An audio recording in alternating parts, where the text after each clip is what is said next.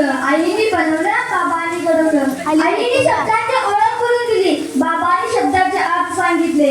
आईने वृत्ती दिली, बाबांनी भक्ती शिकवली. यांच्या या प्रयत्नामुळे यश माझे हाती आले. म्हणूनच तर माझे गाय करणार कशी कविता कोण तुझ्यात मावत नाही, करणार कशी कविता कोण तुझ्यात मावत नाही. चार ओळी सारखा पाप का एवढा छोटा नाही, चार ओळी सारखा पाप का एवढा छोटा नाही. सन्माने व्यासपीठ आणि ते उपसलेले मान्यवर पूज्य वर्ग व माझ्या बालमित्र मैत्रिणींनो, माझे नाव सोनासागर गुरव. मी इयत्ता 7वीची विद्यार्थिनी.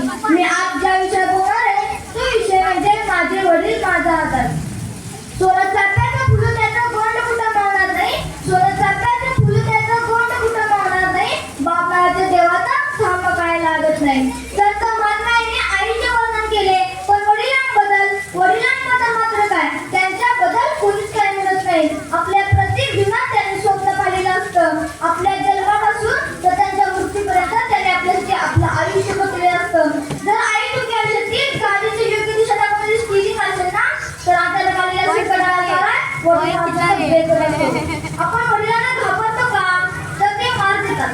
त्यांच्या मारण्याच्या मागे उच्च असतो की आपला मुलगा मुलगी सत्याच्या मार्गाने जावे.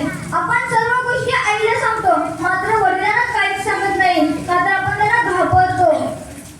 जर आपले वडील कामातच असतील, त्यांचा शर्ट फाटला असेल तर ते शिवतील नाही, कारण त्याच्यासाठी पैसे नाही.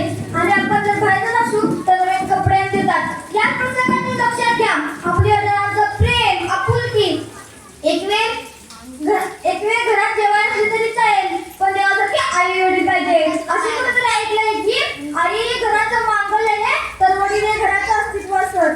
जर आपल्याला घरामध्ये टोचलं, लागलं, खुपलं तर आपण सहजपणे बोलतो आई गम. आणि आपण कधी बाहेर रस्त्याचा असू तर साप दिसला तर आपण म्हणतो बाप रे. छोट्या छोट्या पुस्तकांना आई आठवते आणि मोठ्या पुस्तकाने नेहमी वडीलच आठवतात.